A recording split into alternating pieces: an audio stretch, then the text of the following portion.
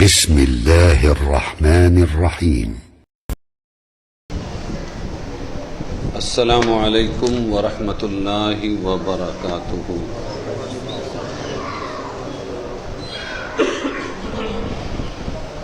سورہ مائدہ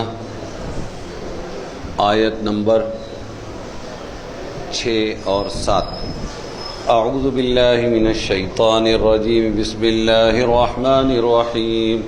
یا ایہا الذین آمنوا اذا قمتم الى الصلاة فاغسلوا وجوہکم وایدیکم الى المرافق وامسحوا برؤوسکم وارجلکم الى الکعبین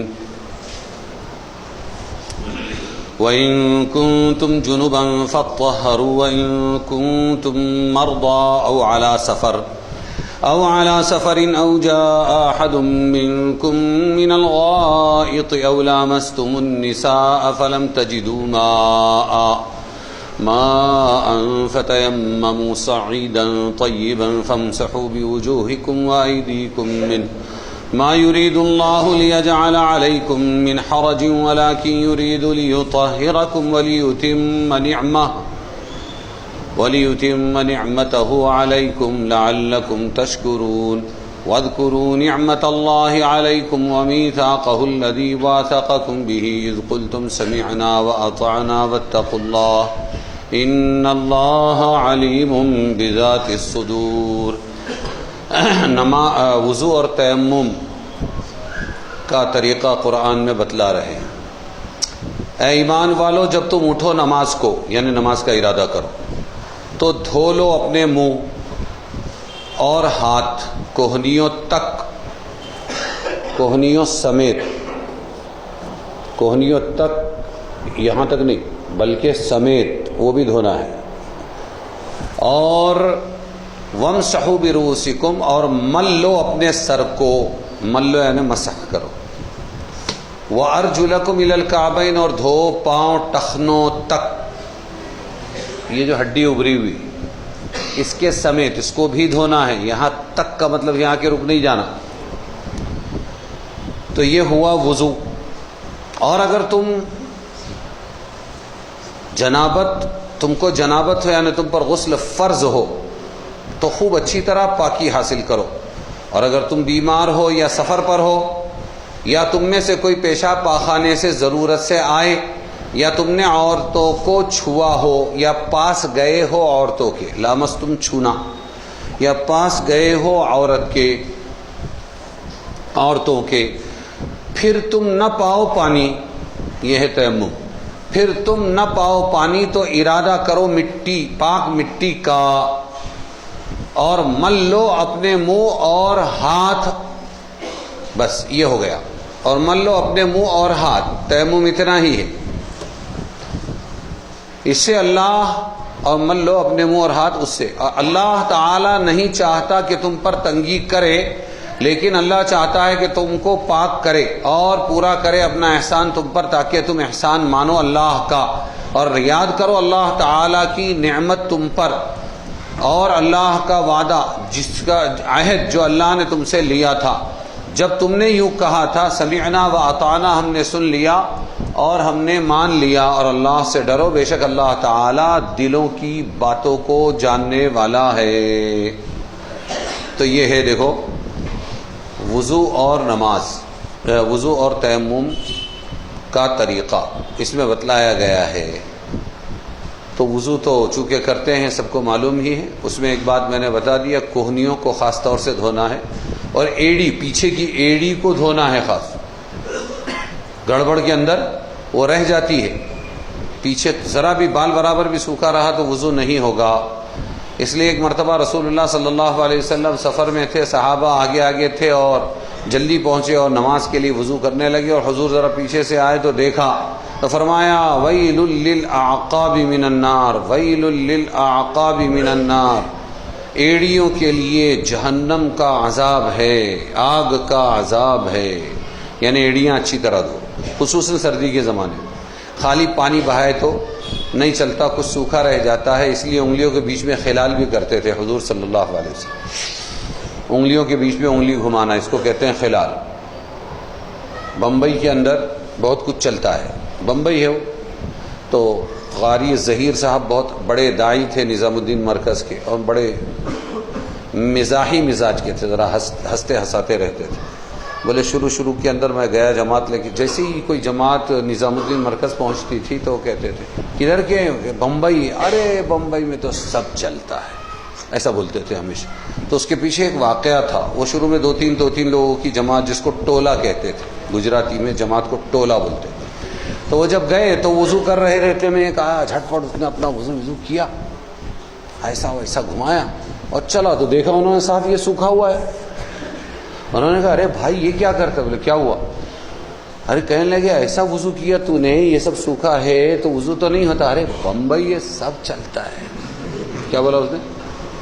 یہ بمبئی ہے سب چلتا ہے. مدار چلہ مسجد کے اندر ہمارے یوسف بھائی، ہم لوگ وہ حاجیوں کی تعلیم لیتے تھے عشاء کے بعد 1 گھنٹہ، تو اس میں یوسف بھائی بھی بیٹھے رہتے تھے. تو میں وضو کر رہا تھا تو میں نے دیکھا ایک صاحب آئے اور ادھیڑ عمر کے تھے، اور وہ وضو کیے اور اسی طرح یہ سب سوکھا اور گئے وہاں بیٹھے حاجیوں میں تعلیم کے اندر. میں نے بعد میں آہستہ سے پوچھا، ان کو بتایا بھی سمجھایا بھی، لیکن بعد میں پوچھا یہ ہے کون؟ تو میں بولا یہ حج کی تعلیم میں، تو حج کو جا رہے ہیں کیا؟ بولے نہیں یہ حج سے آ رہے ہیں. کیا بولا؟ ایسے وضو کے ساتھ جب حرم کے اندر وہ نماز پڑھے گا تو 1 لاکھ ثواب ملے گا کہ عذاب آپ طے کرو. تو بنیادی چیزیں نہیں معلوم ہے. اس لیے صحابہ لاؤ وضو کا لوٹا، میں تم کو وضو کر کے بتاتا ہوں، اس طرح ڈائریکٹ پریکٹیکل سکھاتے تھے. تو ایک تو وضو بتایا آج کے ہمارے اس قرآن کی آیت میں، اور پھر یوں فرمایا کہ اگر پانی نہ پاؤ تو کیا کرو تم؟ پھر ارادہ کرو پاک مٹی کا، پاک مٹی دیوار، پاک مٹی کی دھول، پاک مٹی کاغذ میں لے کے پیشنٹ نے یا بڑے میاں نے اپنے سرہانے رکھ دیا، پاک مٹی کی پڑیا باندھ کے بس میں سفر کرنے والے، پلین میں سفر کرنے والے نے اپنے بیگ میں رکھ دیا. جب ضرورت پڑی اس نے کھول کے مٹی کو پھیلایا اور اس نے اس کو مارا. پاک مٹی کی جنس سے ماربل ہے، اس پر بھی ڈائریکٹ تیمم کر سکتے ہیں آپ. فرشی ہے اس پر بھی کر سکتے ہیں، آپ کے گھر کی فرشی ہے اس پر بھی کر سکتے ہیں. جنس ارض جو زمین کی جنس سے ہو، لکڑی پر نہیں کر سکتے ہیں، اسی طرح پلاسٹک پر نہیں کر سکتے ہیں. ہاں اس پر دھول جمی ہو تو کر سکتے ہیں. تو یہ سب مسائل ہیں اس کے، اور اس میں 2 ہی کام ہے خالی. کیا فرمایا؟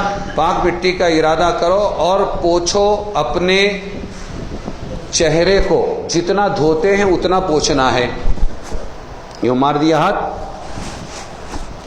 اب اسی پر ڈائریکٹ سمجھو یہ ہے تمہارا، یہ کلر پر تو نہیں چلے گا لیکن یہ تو مٹی اگر لگ گئی تو پھونک دو. پھر اس کے بعد میں پورا مل لو، جتنا چہرہ دھوتے ہیں اتنا.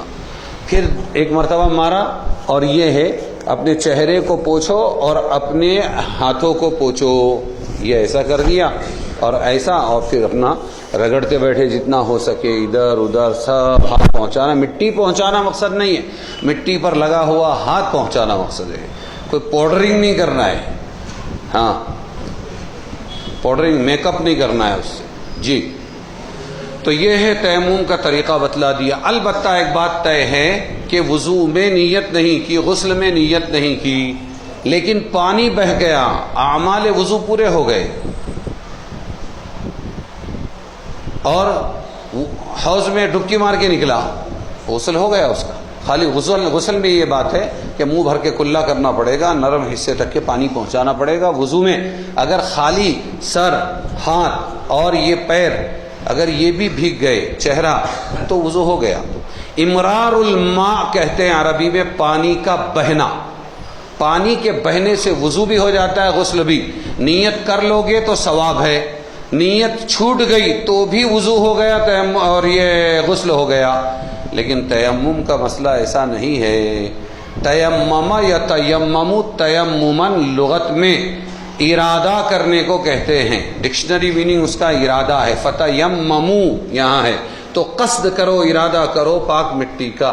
اس کے معنی ہی میں ارادہ ہے، تو ارادے کے بغیر، نیت کے بغیر تیمم نہیں ہوگا. اے اللہ میں پاک ہونے کے لیے تیمم کرتا ہوں. اے اللہ میں بڑی پاکی سے پاک ہونے کے لیے تیمم کرتا ہوں. غسل اور وضو کی نیت بتائی، عمل سیم بس. غسل میں بھی یہی اور تیمم میں بھی یہی. صحابہ نے پریکٹیکل یہ سب کیا تھا اور ایکسیڈنٹ کیے تھے تو ڈرائیور پکے بنے تھے. وہ حضرت عمر اور حضرت عمار دونوں سفر میں تھے اور دونوں کو نہانے کی حاجت ہو گئی. تو حضرت عمر تو چپ بیٹھے، اپنا نماز ہی نہیں پڑھوں گا.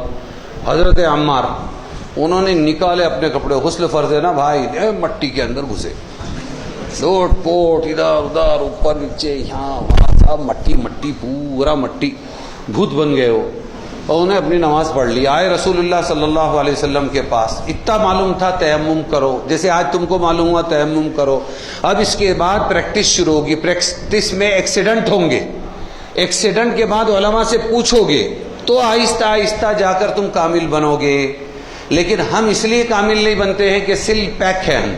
میں میرے بچوں کو کہتا ہوں مدرسے کی، سل پیک جاہل. ذرا گھٹنا چھوڑو. سل پیک جاہل کیا؟ ارے سرب مہر کہتے ہیں نا جس کو، سیل رہی تھی نا سیل. برائے کرم منرل واٹر سیل دیکھ کر لیں، ٹوٹی ہوئی تو نہیں ہے. ارے سمجھے کہ نہیں سمجھے؟ تو میں ہمارے بچوں کو کہتا ہوں تم سل پیک جاہل ہو.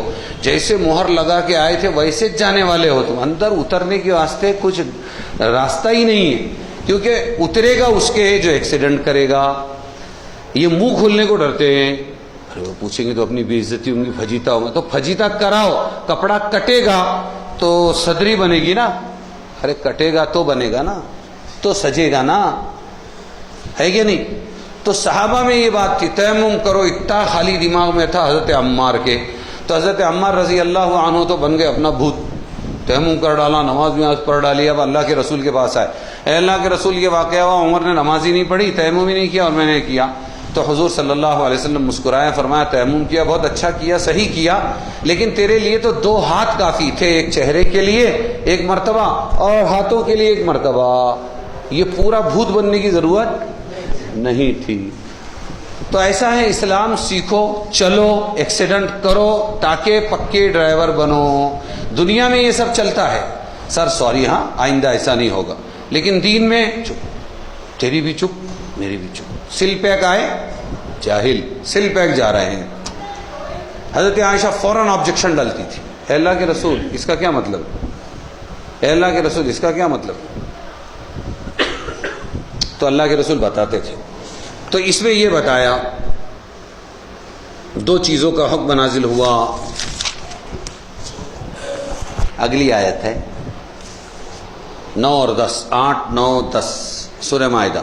یا ایھا الذین آمنوا کونوا قوامین للہ شہداء بالقسط ولا یجرمنکم شنآن قوم علی الا تعدلوا اعدلوا هو اقرب للتقوى واتقوا اللہ ان اللہ خبیر بما تعملون.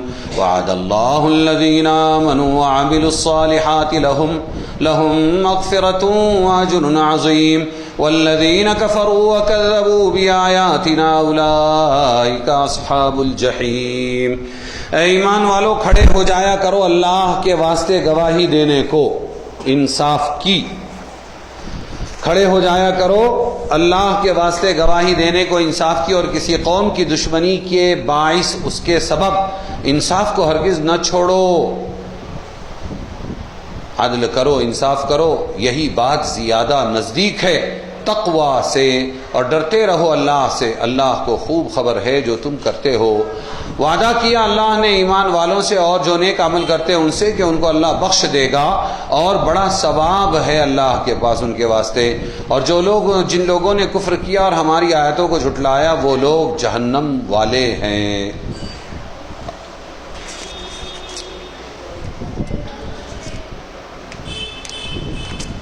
سورہ نساء میں بھی یہ مضمون آیا ہے انصاف قائم کرنے کا.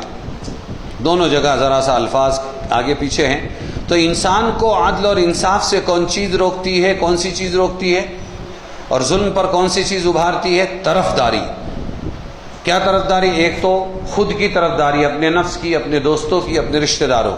دوسری چیز دشمنی، کسی سے دشمنی اس کو انصاف کے خلاف کھڑے کرتی ہے. تو انصاف سے روکنے والی یہ 2 چیزیں، یا تو اپنوں کی طرفداری اور یا دوسروں کی دشمنی. تو یہاں منع کیا ہے اس سے.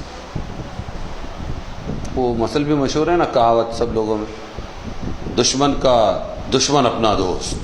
کیا بولتے ہیں؟ ڈاورے لوگ بولتے ہیں، سب ڈاؤ کر کے. ہاں کہ وہ اپنا دوست ہے، دشمنی نکالنا ہے، اس کا دشمن کون ہے ڈھونڈو، اس کو دوست بناؤ. بات سمجھے گی نہیں؟ تو یہاں اسلام نے منع کیا ہے، یہ اسلامی مزاج کے خلاف ہے کہ کسی کی دشمنی کی وجہ سے تم انصاف چھوڑ دو گے، یہ مسلمان نہیں ہو سکتا. اس لیے فرمایا وَلَوْ عَلَىٰ أَنفُسِكُمْ أَوِ الْوَالِدَيْنِ وَالْأَقْرَبِينَ، چاہے یہ گواہی دینا انصاف کے مطابق تمہارے اپنے نفس کے خلاف ہو یا ماں باپ کے خلاف ہو، تمہارے رشتہ داروں کے خلاف ہو، انصاف پر قائم رہو. والدین اور عزیز دوستوں کے خلاف ہی کیوں نہ پڑے. اور یہ فرمایا کسی کی دشمنی تم کو انصاف سے نہ روک دے. وَلَا يَجْرِمَنَّكُمْ شَنَآنُ قَوْمٍ عَلَىٰ أَلَّا تَعْدِلُوا، کہ انصاف سے مت رکو. یہ وہاں بھی فرمایا تھا جب حج کو چلے اگلے سال قضا کے واسطے، اور وہ جانور ہکالتے ہوئے جا رہا تھا جس نے مدینہ میں آ کے جھوٹا مسلمان بن کے لوگوں کی بکریاں چرا کے گئی تھی، اور وہی جانور کو وہ حج کے لیے لے جا رہا تھا.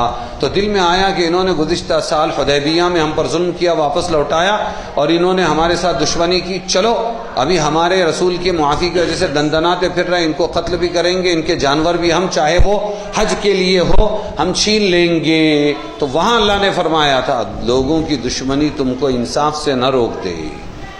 انہوں نے غلط کیا ہے تو تم غلطی کو غلطی سے نہیں مٹا سکتے، ظلم سے انتقام نہیں لے سکتے. یہاں بھی وہی فرما رہے ہیں کہ تم کو کہیں کسی قوم کی عداوت و دشمنی تمہیں اس پر آمادہ نہ کر دے کہ تم انصاف چھوڑ دو، انصاف پر قائم رہو. خلاصہ یہ کہ سورہ نساء مائدہ کی دونوں آیتوں میں دو چیزوں کی طرف ہدایت ہے. ایک یہ کہ خواہ معاملہ دوستوں سے ہو یا دشمنوں سے، انصاف پر قائم رہو، بات انصاف کی کرو. نہ کسی تعلق کی رعایت سے اس میں کمزوری آنی چاہیے، نہ کسی کی دشمنی کی وجہ سے کمزوریاں. سارا معاشرہ ہمارا جھوٹ پر مبنی ہے. ہاں ہم اپنے والوں کا ساتھ دیتے ہیں، اپنا بیٹا ہے بالکل نہیں، ہمارا بیٹا ایسا کر ہی نہیں سکتا، ان تحقیق کی کچھ نہیں، بس یہ ہمارا والا ہے اپنے والوں. اور ہمارے ہندوستان کی سیاسی پارٹیاں بھی اسی میں لگی ہوئی ہے. کتنے خون ہیں؟ تو بولے 10 خون کیا ہے اس نے، ارے 100 کرے گا تو بھی ہمارا والا ہے، ہم کو نبھانا ہے، اس کو ٹکٹ دینا ہے. اور فلانا بہت پاک پویتر، ہمارے کس کام کا، ہمارا نہیں ہے بھائی، ہم کو پاک لوگ نہیں چاہیے، ہمارے والے چاہیے. کون سے چاہیے؟ ہاں. اور نہ کسی دشمنی، نہ دوستی نہ دشمنی، عداوت سے. دوسری ہدایت ان دونوں آیتوں میں یہ دی گئی ہے کہ سچی شہادت اور حق بات کے بیان کرنے میں کبھی پیچھے نہیں ہٹنا، تاکہ فیصلہ کرنے والوں کو حق اور صحیح فیصلہ کرنے میں دشواری پیش نہ آئے. قاضی فیصلے کیسا کرے گا، جج فیصلہ کیسا کرے گا، جیسے گواہی دیں گے ویسا کرے گا، صحیح تو صحیح، غلط تو غلط. اس لیے قرآن میں آیا وَلَا تَكْتُمُوا الشَّهَادَةَ وَمَن يَكْتُمْهَا فَإِنَّهُ آثِمٌ قَلْبُهُ، گواہیوں کو چھپاؤ مت، جو گواہی کو چھپائے گا اس کا دل گناہ گار ہے، بڑا گناہ ہے. لیکن اس کے ساتھ قرآن نے یہ بھی بیان کیا کہ گواہ اور لکھنے والوں کو تکلیف نہ دی جائے. وَلَا يُضَارَّ كَاتِبٌ وَلَا شَهِيدٌ، کیونکہ قرآن کو یہ بات معلوم ہے، اللہ کو یہ بات معلوم ہے کہ گواہ جب گواہی دے گا تو دوسرے کی مصیبت اپنے گلے لے گا. آج گواہوں کو اتنا پریشان کیا جاتا ہے کہ اگر اس کو پولیس چوکی ایک مرتبہ بلا لیے تو 10 چکر، اس کا کاروبار برباد، اس کا ٹائم برباد، پھر وہ کتنے دور سے آ رہا ہے یہ نہیں، پھر آج جج چھٹی پر ہے، پھر آؤ، پریشان. اس لیے یہ بات قرآن نے کہی وَلَا يُضَارَّ كَاتِبٌ وَلَا شَهِيدٌ، گواہی دینا تو ضروری ہے لیکن گواہوں کو ستانے سے بچانا بھی ضروری ہے. آج کل کی عدالتوں میں ان میں پیش آنے والے مقدمات کی اگر صحیح تحقیق کی جائے تو معلوم ہوگا کہ سچے گواہ شاذ و نادر کہیں ملتے. ہاں گواہ بکتے ضرور ہیں، پولیس والے ادھر کے گواہوں سے خانہ پوری کرتے ہیں، کہیں سے بھی لاتے ہیں خانہ پوری کرتے ہیں. نتیجہ یہی ہوتا ہے جو رات دن مشاہدے میں آ رہا ہے، 10% مقدمات میں بھی حق اور انصاف کا فیصلہ نہیں ہو پاتا. اس لیے گواہی دینے کا بھی حکم دیا ہے کہ تم گواہی دے سکتے ہو تو دو، دوسرے گواہوں کے ساتھ اچھا معاملہ کرو، یہ بات کہی گئی ہے. اور آج جو کچھ بھی مصیبت ہے وہ انگریزی نظام جوڈیشری کی وجہ سے ہے، جس میں برسوں لگ جاتے ہیں اور انصاف نہیں مل پاتا۔ افغانستان میں جب آج سے 20 سال پہلے حکومت تھی تو پیٹ میں جلن جو ہوئی وہ یہی ہوئی تھی کہ وہاں کے جو ذمہ دار اس وقت کے ملا یعنی مولانا تھے وہ بھیج دیتے تھے، تھوڑی ٹریننگ دی، چلو جاؤ وہ فلانے گاؤں کی فلانی مسجد تمہارا ٹھکانہ، اللہ سے تعلق رکھنا، کچھ کمانا بمانا نہیں تو اپنا مسجد میں اللہ اللہ کرنا، کوئی دے دے تو کھا لینا ورنہ کچھ نہیں، اور تمہاری عدالت لگے گی تمہاری مسجد کے اندر یا مسجد کے باہر کہیں درخت کے نیچے۔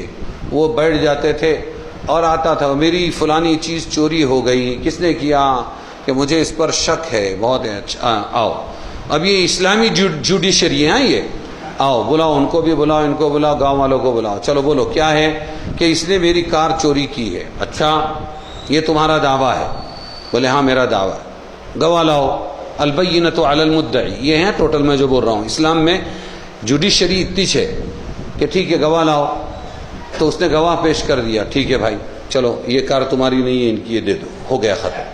اگر وہ بولے گواہ میرے پاس نہیں ہے تو پھر والیمین علی من انکر، اس نے کہا میں نے اس کی کار نہیں چرائی، ٹھیک ہے قسم کھا لو اللہ کی، اللہ کی قسم میں نے کار نہیں چرائی، جاؤ تم تمہارے گھر کو، تم تمہارے گھر، ہو گیا فیصلہ، منٹوں میں فیصلہ ہوتا تھا۔ اور یہی علاج ہے۔ الیاس شرف الدین ایک یوٹیوبر ہے، اس نے کہا کہ میں نے فلاں جج سے پوچھا کہ ہندوستان کے یہ فیصلوں کا کیا ہوگا، تو بہت دن پہلے کی بات ہے، بولے جج نے سپریم کورٹ کے مجھے یہ کہا یا وکیل نے کہا کہ 350 اگر آج کے کیسز لینا روک دیا جائے اور پینڈنگ کو اگر اٹھایا جائے تو 350 سال لگیں گے پینڈنگ کیسز کو پورا ہونے کے لیے۔ ہمارے یہاں فیصلے بعد میں آتے ہیں اور بیچارہ وہ آدمی پہلے مر جاتا ہے، بعد میں فیصلے آتے ہیں۔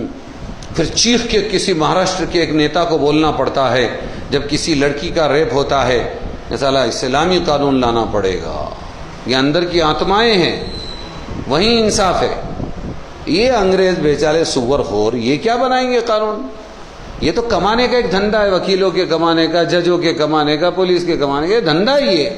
شروع میں سب نے پکڑنے کا، گھیرنے کا، ہاں ایسا زالا تسا زالا اور ویسا یہ ہونا چاہیے، اور جیسے ہی 1 سال 2 سال 5 سال 10 سال ہو جائے ایسا بولنا پولیس بھی غلط تھا، یہ وکیل بھی غلط تھا، یہ بھی ہے نردوش ہے، اس کو بیچارے کو جانے دو۔ گئی نا زندگی، گئی نا عزت، گیا سب کچھ۔ اس کا کوئی قانون نہیں کہ بھرپائی، تحقیق کے نام پر جو برباد ہوئی ہے زندگیاں 20 سال 30 سال، اب اس کی بھرپائی کیا ہوگی؟ اس کا کوئی قانون نہیں ہے۔ تو یہ کہہ رہے ہیں کہ امتحانات کے نمبر، سند، سرٹیفکیٹ، انتخابات کے ووٹ سب شہادت کے حکم میں داخل ہے۔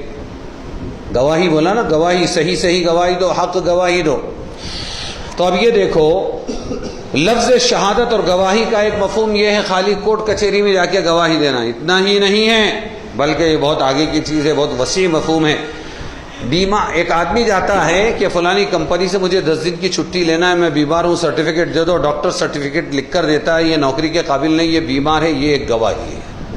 اگر اس میں واقعے کے خلاف لکھا گیا، جھوٹا لکھا گیا ہے تو یہ گناہ کبیرہ ہے، حرام ہے۔ ایک اسی طرح امتحانات کے پرچے جانچتے ہیں تو مولانا ہو یا یہ کہ ہمارے پروفیسر ہو، وہ اپنا کسی کو پاس کر دیا، کسی کو زبردستی نمبر بڑھا دیا، کسی کو گھٹا دیا، اگر تحقیق صحیح نہیں کی تو یہ بھی گواہی ہے، اس پر بھی اللہ کے پاس وہ پکڑا جائے گا۔ اسی طرح ہمارے مدرسے والے عالم کی، حافظ کی، قاری کی، مفتی کی کا سرٹیفکیٹ دیتے ہیں، یا یہ کہ یونیورسٹیاں دیتی ہے، وہ جو سند دیتے ہیں وہ بھی ایک گواہی ہے اس بات کی کہ یہ ہم نے جو لکھا ہے اس کا اہل ہے۔ اگر وہ صحیح علم والا، نالج والا ہے تو یہ گواہی صحیح ہے، حق ہے، ورنہ یہ بھی گناہ کبیرہ ہے، اس پر پکڑ ہو جائے گی۔ اسی طرح اسمبلیوں اور کونسلوں وغیرہ کے انتخاب میں یہ جو کارپوریٹر سے لے کے اوپر ایم ایل اے اور ایم ایل سی وغیرہ تک کے لوگوں کو ووٹ دیتے ہیں، یہ ووٹ بھی گواہی ہے کہ جس عہدے کے لیے کھڑا ہوا ہے یہ نمائندہ اس کا لائق ہے، قابل ہے، اس کی گواہی ہم دے رہے ہیں، ہمارا ووٹ ہے اس کے حق میں۔ اگر نااہل کو دے دیا تو یہ ناحق گواہی ہے، لہٰذا اس پر پکڑ ہوگی۔ اب غور کیجئے کہ ہمارے نمائندوں میں کتنے ایسے ہوتے ہیں جن کے حق میں یہ گواہی سچی اور صحیح ثابت ہو سکتی ہے۔ سوچو، مگر ہمارے عوام ہیں کہ انہوں نے اس کو محض ہار جیت کا کھیل بنا رکھا ہے، اس لیے ووٹ کا حق کبھی پیسوں کے عوض میں بدلے میں بک رہا ہے اور کبھی کسی دباؤ کے تحت استعمال کیا جاتا ہے، کبھی ناپائیدار دوستوں اور ذلیل وعدوں کے بھروسوں پر اس کو استعمال کیا جاتا ہے۔ اور تو اور پڑھے لکھے دیندار مسلمان بھی نااہل لوگوں کو ووٹ دیتے وقت کبھی یہ محسوس نہیں کرتے کہ ہم جھوٹی گواہی دے رہے ہیں اور ہم مستحق لعنت اور عذاب بن رہے ہیں۔ گواہی کا بہت مفہوم جو ہے وسیع ہے۔ نمائندوں کے انتخاب کے لیے ووٹ دینے کی قرآن میں ایک دوسری حیثیت بھی ہے، شفاعت۔ یہ ووٹ یا تو گواہی ہے کہ یہ آدمی لائق ہے، یا یہ ووٹ سفارش ہے کہ صاحب اس کو جتاؤ، یہ اس کام کا اہل ہے، سفارش۔ اور سفارش کے بارے میں اللہ نے فرمایا ہے کہ جو شخص اچھی اور صحیح سچی سفارش کرے گا تو جس کے حق میں سفارش کی ہے اس کے نیک عمل کا حصہ اس کو بھی ملے گا، اور جو شخص بری سفارش کرے گا اس پر جو عذاب آئے گا اس کا حصہ اس کو ملے گا۔ تیسری حیثیت ہے ووٹ کی، ایک ہوئی پہلے کیا ہوئی؟ گواہی، اور دوسری کیا ہوئی؟ سفارش، اور تیسری حیثیت ہے وکالت۔ وکالت کہ ووٹ دینے والے اس امیدوار کو اپنی نمائندگی کے لیے وکیل بناتے، جاؤ پارلیمنٹ میں ہمارا کام کر کے آؤ، ہمارے گاؤں کا، جاؤ ادھر ودھان سبھا اور راجیہ سبھا کیا ہے وہاں سب ہماری نمائندگی کرو، تو وکالت ہے یہ۔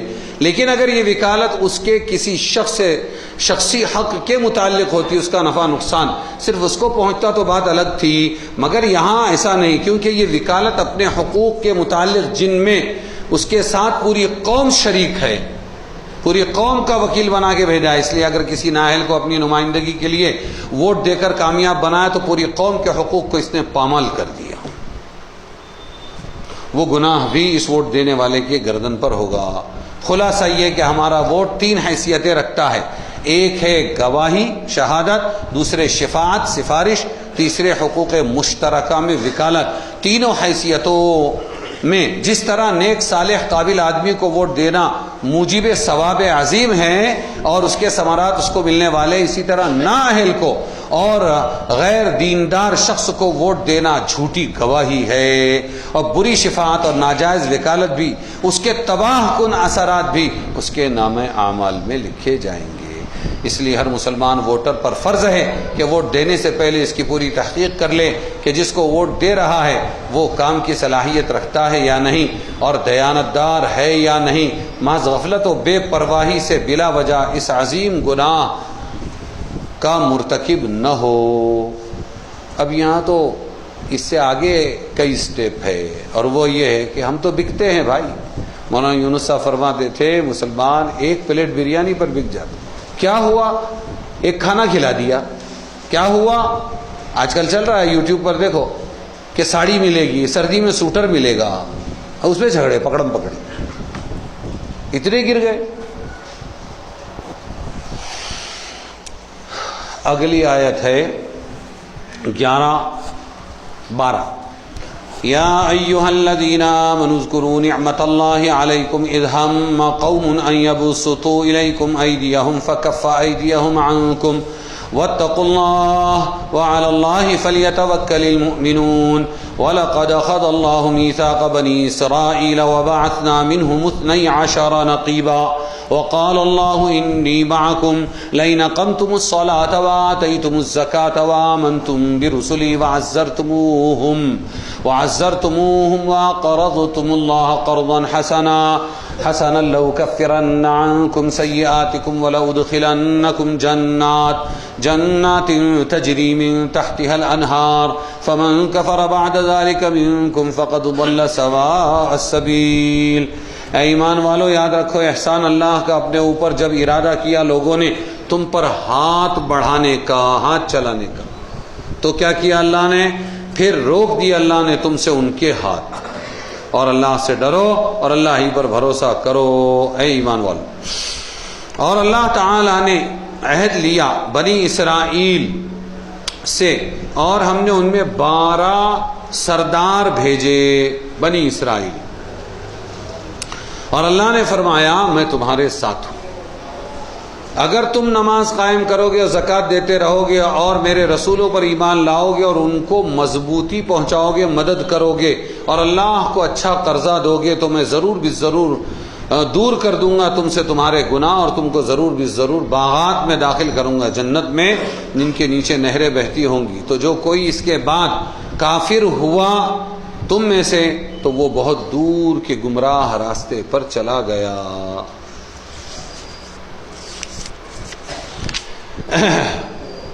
اللہ تبارک و تعالی نے اس میں یہ فرمایا ہے کہ اللہ کی نعمت کو یاد کرو کہ لوگ تم کو نقصان پہنچانا چاہتے تھے لیکن اللہ نے ان کے ہاتھوں کو بھی روک دیا، اور تم اپنا وہ عہد یاد کرو جو عہد تم پورا کرنے والے تھے، اور اللہ سے ڈرتے رہو۔ یہ عہد کیا تھا؟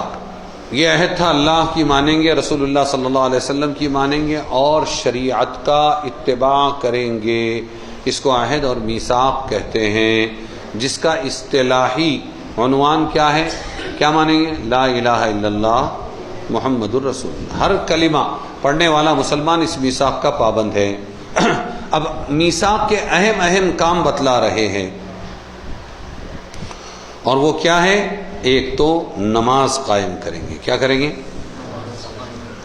پہلے اس آیت کا شان نزول سمجھ لیں کہ یہ آیت کب نازل ہوئی۔ تو کئی واقعات، کئی مرتبہ اللہ نے مسلمانوں اور اسلام کی حفاظت کے لیے لوگوں کے ہاتھ روک دیے۔ ایک گر کی بات آج سمجھ لو، جب تک اللہ مٹانا نہیں چاہے گا اسلام اور مسلمان دنیا سے نہیں مٹیں گے۔ یہ بات یاد رکھو۔ گھبراہٹ بہت ہوتی ہے نا، ہاں یہ سانسد اور وہ سانسد کیا کیا ہوتا ہے، اور پھر پلاننگ ہوتی ہے، اچھے دن آئیں گے۔ کیا اچھے دن آئیں گے؟ کہ اسلام جائے گا، مسلمان جائیں گے اور اپنے اچھے دن آئیں گے۔ سمجھ میں آیا؟ تو یہ ساری کوششیں آج ایسا لگتا ہے کہ ارے یہ کوششیں بہت ہو رہی، یہ کوششیں ہمیشہ چلتی رہی ہر زمانے میں۔ وہ ہوا جو آج بھارت میں ہو رہا ہے کہ بھائی اسلام کی جڑ ہی کاٹ دو، نہ رہے بانس نہ بجے بانسری، مسلمان بھی نہ رہے اسلام بھی نہ رہے۔ یہ جب سے دنیا بنی ہے ہر نبی کے زمانے میں باطل طاقتوں نے یہ کیا ہے، اور اس سے صرف اتنی تکلیف پہنچی ہے کہ ذرا کان پر بوجھ آیا، دل پر دماغ پر بوجھ آیا۔ خالی باتیں سنو، اللہ فرماتا ہے ان کی کڑوی کسیلی باتیں سن کے صبر کرو اور مجھ سے جڑے رہو، تقوی مجھ سے، میرا لحاظ کرو، بس اتنا کرتے رہو۔ اس سے زیادہ یہ کچھ کرنے والے نہیں ہیں، کیونکہ بھاگ ڈور تو سب میرے ہاتھ میں ہے، جیت ہار میرے ہاتھ میں، ختم کرنا باقی رکھنا میرے ہاتھ میں ہے۔ سمجھ میں آئے؟ ان کو میں نے ہی تمہارے پیچھے لگایا ہے، یہ کچھ نہیں کر سکیں گے۔ ارے یہ ہوگا تو پھر وہ ہوگا تو پھر کیا ہوگا، اب تو یہ اعلان ہوا اب تو کچھ نہیں ہوگا، کیونکہ یہ اللہ نہیں ہے۔ اتنا ایمان ہونا چاہیے مسلمان کو، یہ اللہ نہیں ہے۔ صرف اللہ فرماتے ہیں جگہ جگہ قرآن میں کہ یہ آپ کو صرف زبانی تکلیف دیں گے، وہاں امتحان ہے تمہارا کہ تم مجھ سے جڑے رہو اور صبر کرو تھوڑا سا، باقی ان کے ہاتھ میں کچھ نہیں، یہ کچھ نہیں کر سکیں گے۔ پھر 5 6 7 سال میں اللہ تعالیٰ پانسا پلٹ دیتے ہیں۔ کہاں کل یہ تھا کہ ممکن ہے، آج سن لو آپ لائن سے، یہ بھرشٹاچار ممکن ہے کیونکہ اس کے نام پر، وہ ہے تو ممکن ہے۔ یہ ستیاناش کیا ممکن ہے، یہ بھوک مری ہاں ممکن ہے، کیوں؟ وہ ہے تو ممکن ہے۔ ارے سمجھ رہے کیا؟ ساری کیسٹ الٹی ہو گئی ہے کہ ساری بربادی، ساری ستیاناسی، ہر ایک اعتبار سے بربادی پورے وطن کی ممکن ہے، کیوں؟ وہ ہے نا ممکن ہے۔ تو اللہ تبارک و تعالیٰ کا یہ ضابطہ ہے ہمیشہ کہ اللہ تعالیٰ یہ فرما رہے ہیں۔ ہاں تو ہر زمانے میں اسلام کو اور رسول کو مٹانے کی، مسلمانوں کو مٹانے کی کوشش ہوئی، لیکن کبھی کوئی کامیاب نہیں ہوا۔ یہاں بھی اللہ یہی فرما رہے ہیں کہ نعمت کو یاد کرو، اذ ہم قوم، جب ارادہ کیا لوگوں نے تم پر ہاتھ چلا دیں تو پھر روک دیا اللہ نے تم سے ان کے ہاتھ۔ آگے فوراً واتقوا اللہ، اللہ سے ڈرو۔ تم لوگوں سے ڈرتے ہو اس لیے اللہ مرواتا ہے کہ یہ تیرا رب ہے نا، یہ کچھ بھی کر سکتا ہے، ختم بھی کر سکتا ہے، مر ابھی اس کے ہاتھ سے۔ تو اللہ تعالیٰ نے یہ جو واقعہ بیان کیا، یہ جو آیت نازل کی، اس کے کچھ واقعات خاص ہیں، ویسے عام طور پہ تو ہے لیکن خاص تاریخ اسلام میں بے شمار ہے۔ جیسے ایک مرتبہ آپ صلی اللہ علیہ وسلم سفر میں تھے اور تھک گئے تو دوپہر کو آرام کرنے کے لیے وہاں کے ایک درخت کے نیچے گئے. آپ نے اپنا جانور باندھا اور اپنی تلوار ایسے لٹکا دی اور آرام کرنے کے لیے لیٹے, اور صحابہ اپنی اپنی جگہ دور دور ذرا منتشر ہو کر آرام کرنے لگے. اتنے میں ایک دیہاتی آیا, اس نے دیکھا حضور کو, فوراً پہلے خاموشی سے تلوار ہاتھ میں لیا اور لینے کے بعد اب کہا, آواز کی, حضور اٹھے تو پوچھا اس نے, بتاؤ تم کو اب مجھ سے کون بچا سکتا ہے؟ اللہ کے رسول سے کہہ رہا ہے. آپ نے پورے اطمینان سے جواب دیا, اللہ. کون بچا سکتا ہے؟ اللہ. پھر اس نے دوبارہ پوچھا تو آپ نے فرمایا اللہ, اللہ بچائے گا. ایسا لرزہ طاری ہوا اس پر, کانپنے لگا, ہاتھ سے تلوار چھوٹی. تو آپ صلی اللہ علیہ وسلم نے بڑے آرام سے اپنی تلوار اٹھائی اور فرمایا, اب بتا تجھے مجھ سے کون بچا سکتا ہے؟ تو اب وہ گڑ گڑانے لگا, کہنے لگا اچھا معاملہ کرنے والے بن جائیے. اس کو بٹھایا حضور نے, بیٹھ. صحابہ کو بلایا, صحابہ آئے, اور پھر اس کے بعد آپ نے پورا واقعہ سنایا, لیکن اس کو کچھ نہیں کہا. ایک واقعہ یہ ہوا, ایک مرتبہ ایسا ہوا کہ ایک بڑا تاجر تھا, یہودی اور عالم بھی تھا ان کا, اس کا نام تھا کعب ابن اشرف. وہ کعب ابن اشرف کے پاس آپ صلی اللہ علیہ وسلم, اس نے دعوت کی ایک مرتبہ حضور کو, اور ارادہ تھا قتل کرنے کا. اللہ نے وحی سے بتلایا اور آپ نکل کے آگے, وہاں بھی بچایا. ایک مرتبہ یہودیوں کا دوسرا قبیلہ تھا, اس کا نام تھا بنو نذیر. بنو نذیر کے یہاں حضور خود کسی کام سے گئے, لین دین چلتا رہتا تھا, تو کسی کام سے گئے تو انہوں نے حضور کو ایک دیوار کے نیچے بٹھایا اور ایک آدمی کو پیچھے سے بھیجا اور کہا بڑا پتھر, بڑی چٹان لا کے ڈال دینا تاکہ حضور کا کام تمام ہو جائے. اللہ تعالیٰ نے وحی سے بتلایا, حضور اٹھ کے آ گئے, وہ اسکیم بھی ان کی فیل ہو گئی. اس قسم کے واقعات کے بعد یہ آیت نازل ہوئی کہ جب قوم نے ارادہ کیا آپ پر ہاتھ بڑھائیں تو ہم نے ان کے ہاتھ تم سے روک دیے. لیکن ساتھ میں اللہ نے یہ فرمایا کہ اے لوگو متقی بنے رہو, کیا کرو؟ اللہ سے ڈرتے رہو, اللہ پہ بھروسہ کرو. تو یہاں ایک راز یہ ملا کہ یہ صرف اللہ کے رسول کی حفاظت نہیں تھی. جیسے جاہل قسم کے لوگ بولتے ہیں ہمیشہ, کچھ بھی بولو ان کو, ارے وہ کہاں خواجہ معین الدین چشتی, ارے وہ اللہ والے کہاں, ارے اللہ کے رسول کہاں, ہم کہاں. ہاں یہ شیطانی حربہ ہے, اس میں سارے ناجائز کام چلا لیتے ہیں. تو ایسا نہیں ہے. اللہ کے رسول کی مدد اللہ نے اس لیے کی کہ ان کے پاس دو کوالٹی تھی, دو صفات تھی, ایک تقوی اور دوسرے اللہ پر بھروسہ. تو وہ بھروسہ اور وہ تقوی اگر آج حضور کے امتیوں میں ہوگا تو بھی اللہ ویسے ہی حفاظت کرے گا, مدد کرے گا جیسے ان کی. یہ تو پارسلٹی ہو جائے گی کہ اللہ کے نبی کے تو محافظ اللہ تھے اور ہم کو تو بے سہارا چھوڑ دیا, نہ رسول ہے نہ اللہ ہے ہمارے ساتھ میں. یہ تو غلط ہو جائے گا. سورہ یوسف کا پورا قصہ سنانے کے بعد جیل بھیجنا, کنویں میں ڈالا جانا, بازار میں بکنا, پھر وزیر بنانا, وزیر مالیات, پھر بھائیوں کو راشن دینا, پھر بھائیوں کو بلا کے لانا, پھر اس کے بعد اماں ابا آنا, سجدہ کرنا, 11 بھائی اور وہ ماں باپ نے, اور پھر عزت کے ساتھ میں رہنا. یہ سب بیان کرنے کے بعد آخر میں سورہ یوسف میں نچوڑ لے کر آئے ہیں اللہ, انہ من یتقی ویصبر فإن اللہ لا یضیع اجر المحسنین. جس کے اندر تقوی ہوگا, اللہ کا ڈر اور صبر ہوگا, اللہ تعالیٰ کسی محسن کے, اچھے کام کرنے والے کے اجر کو ضائع نہیں کرتا. وہ یوسف کی طرح تمام گھاٹیوں سے پار ہو جائے گا. تو اللہ کی مدد صفات کے ساتھ ہے. کس کے ساتھ ہے؟ ہاں, کوالٹیز کے ساتھ ہے. اور وہ کوالٹی کے لیے ہی اللہ نے قرآن ہم کو دیا ہے, اسلام دیا ہے, حدیث ہے. اپنے اندر وہ چیز پیدا کرو تو دیکھو اللہ کیسی مدد کرتا ہے. اور پرانے زمانے میں چھوڑو, اس زمانے میں سور خوروں کو, سپر پاور کو سور پاور بنا کے اللہ تعالیٰ نے 20 سال کے بعد نہتے داڑھی والے اور پھیٹے والے اور نماز والے کو لایا, نوالوں کو لایا, اور ایک گولی چلائے بغیر اللہ نے پورا ملک حوالے کیا. اس زمانے میں یہ کیا تھا کہ ان کا دین پر جمے رہنا, اللہ کا تعلق رکھنا. آج بھی ہو جو براہیم سا ایما پیدا, آگ کر سکتی ہے پھر انداز گلستاں پیدا. یقین ہونا چاہیے. فرشتے نے آ کے پوچھا تھا ابراہیم سے, مدد کی ضرورت ہے, آگ ہے سامنے, ہاں ہے, تیری نہیں اللہ کی مدد کی ضرورت ہے. وہی ادا پسند آ گئی. تو فضائیں بدر پیدا کر فرشتے تیری نصرت کو, مدد کو, بدر کا ماحول پیدا کر. ہاں, درگو یعنی آسمان, گردو یعنی آسمان.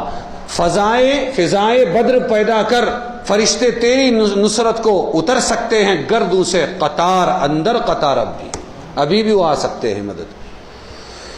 جی تو اگر تم تقوی شعار اور اللہ پر بھروسہ کرنے والے رہو تو تمہاری مدد کرے گا. یہ کیوں آئی ہے یہ آیت؟ اللہ بار بار کہہ رہا ہے کہ دیکھو دشمنوں کی دشمنی کی وجہ سے تم انصاف کو مت چھوڑ دو. تو ایک سوال پیدا ہوتا ہے کہ اگر دشمنوں کو پکڑتے رہے پھر چھوڑتے رہے جاؤ پھرو تو اس سے تو مسلمانوں کا نقصان ہوگا. وہ بولیں گے خالی پکڑتے ہیں چھوڑتے ہیں کچھ نہیں کرتے ہیں. تو یہ رواداری تو ہمارے لیے مصیبت بن جائے گی, یہ احسان ہمارے لیے مصیبت بن جائے گا. کوئی سخت قدم اٹھانا چاہیے. تو اللہ وہاں یہ آیت نازل کر کے فرما رہے ہیں کہ نہیں تم کچھ بھی کرو, اگر تم اللہ سے ڈرنے والے رہے مسلمانوں اور تم اللہ پر بھروسہ کرنے والے رہے تو تمہاری ان کے ساتھ میں رواداری اور احسان اس سے کوئی نقصان نہیں پہنچے گا. وہ کچھ نہیں بگاڑیں گے, اللہ تم کو کامیاب کرے. اس سے ایک بات سمجھ میں یہ بھی آئی کہ یہ عہد و میثاق جو ہے وعدہ یہ ہر نبی سے اللہ لیتے آئے, ہر قوم سے لیتے آئے, صرف مسلمانوں کے ساتھ خاص نہیں. اور یہ بھی چنانچہ دوسری امتوں کے ساتھ بھی یہ ہوتا رہا. یہ اللہ فرما رہے ہیں کہ ہم نے 12 لوگوں سے وباسنا منہم, ہم نے میثاق لیا بنی اسرائیل سے, ان میں 12 سردار بھیجے اور یوں کہا ہم تمہارے ساتھ ہیں. تو چونکہ اسرائیل دوسرا نام ہے یعقوب علیہ السلام کا اور ان کے بیٹے بنی اسرائیل کہلائے اور ان کے 12 بیٹے تھے اور وہ 12 بیٹے بنی اسرائیل کہلائے, ان کے 12 خاندان بنے. تو اللہ فرماتے ہیں کہ ہم نے ان کے 12 سردار چنے ایک ایک خاندان میں سے, اور پھر اس کے بعد ہم نے کہا کہ تم ہمارے وعدے پورے کرو اور ہم تمہارے ساتھ ہیں. ہر خاندان کی طرف سے ہر سردار نے ذمہ داری اٹھائی کہ میرا پورا خاندان میثاق کی عہد کی پابندی کرے گا. پوری قوم بنی اسرائیل کی ذمہ داری انہوں نے لے لی. آپ صلی اللہ علیہ وسلم نے یہاں یہ بات بھی قابل ذکر ہے کہ عزت و فضیلت کے معاملے میں اسلام کا اصول کوئی خاندان نہیں ہے, کوئی رنگ نہیں ہے, بلکہ رسول صلی اللہ علیہ وسلم نے حجۃ الوداع کے تاریخی خطبے میں پوری وضاحت سے فرمایا کہ اسلام میں عرب و عجم, کالے گورے, اونچی نیچی ذات پات کا کوئی اعتبار نہیں. جو اسلام میں داخل ہو گیا وہ سارے مسلمانوں کا بھائی ہے, حسب نسب, رنگ و وطن, زبان کے امتیاز. جو جاہلیت کے بت تھے ان سب کو اسلام نے توڑ ڈالا. لیکن اس کے یہ معنی نہیں کہ انتظامی معاملات میں نظم قائم رکھنے کے لیے بھی خاندانی خصوصیات کا لحاظ نہ کیا جائے. تو سب برابر ہے. رنگ و نسل کے بت سے آزاد کر کے سب کو امت کی ایک لڑی میں موتی پیرو دیے ہیں. آقا مدینے والے ہم آج رو دیے ہیں اور یادوں نے تیری دل میں نشتر چبھو دیے ہیں. اللہ نے یہ فرمایا میں تمہارے ساتھ ہوں, تم وعدہ پورا کرو, میں تمہارے ساتھ ہوں. مسلمانوں اگر ہم تقوی کے ساتھ رہے تو اللہ ہمارے ساتھ ہے. جب اللہ ہمارے ساتھ ہے, موت و زندگی کا مالک, جیت ہار کا مالک, عزت و ذلت کا مالک, تو کون ہمارا کیا بگاڑ سکتا ہے؟ اللہ انہی کے ہاتھوں سے ان کو جوتے کھلوائے گا. اللہ انہی کے ہاتھوں سے, انہی لوگوں کے ہاتھوں سے اللہ جوتے کھلوائے گا, کھلوا رہا ہے. ابھی تو آغاز ہے, انجام دیکھو. انی معکم, اللہ ہر جگہ نگرانی کر رہا ہے ہمارے ساتھ. اب وہ وعدہ ہے کیا؟ نمبر 1 آگے بتا دیا, نماز کا قائم کرنا. نماز بنی اسرائیل میں بھی تھی, ہر نبی کے زمانے میں تھی. ہر نبی کے نماز کے اوقات وہی تھے جو تمہارے 5 وقت کے اوقات ہیں. یہ حدیث میں نبی کے ہاں امت کو ایک آدھ کم نماز دی جاتی تھی, لیکن نبی کے نماز کے اوقات وہی تھے. جیسے عشاء کی نماز یہ اس امت کو امت کی حیثیت سے ملی ہے. نبی پڑھتے تھے نفل کے طور پر, جیسے حضور تہجد پڑھتے تھے. تو یہ موسیٰ علیہ السلام کو بھی اللہ تعالیٰ نے نماز دی تھی, ہر پیغمبر کو اللہ نے دی تھی. دوسرا حکم دیا زکوٰۃ دیتے رہو. یہ ہے وہ وعدہ جو لیا تھا اللہ نے کہ وعدہ پورا کرو گے, وہ یہ کہ زکوٰۃ دیتے رہو گے. تیسرا نمبر ہے میثاق کا کہ اللہ تعالیٰ کے سب رسولوں پر ایمان لاؤ گے. چونکہ رسول آنے والے تھے بنی اسرائیل کے بعد 1,24,000 انبیاء, یہی یعقوب کی اولاد بنی اسرائیل 12 لوگوں میں سے آئے ہیں. 1,24,000. تو تم نبیوں کا ساتھ دو گے, ان کی مدد کرو گے, ان سے عہد لیا. اور انہوں نے تو قتل کیا. کیا کیا نبیوں کو؟ یہ ظالموں نے قتل کیا, انہی کے خاندان کے تھے وہ.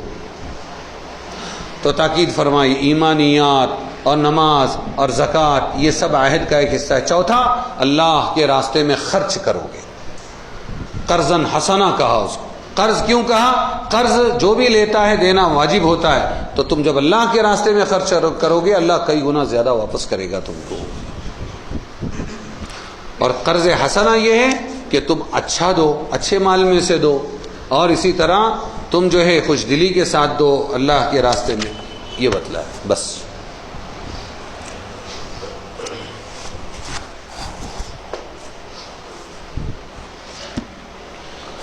اللہم صلی علی سیدنا مولانا محمد وعلی آل سیدنا مولانا محمد وبارک وسلم۔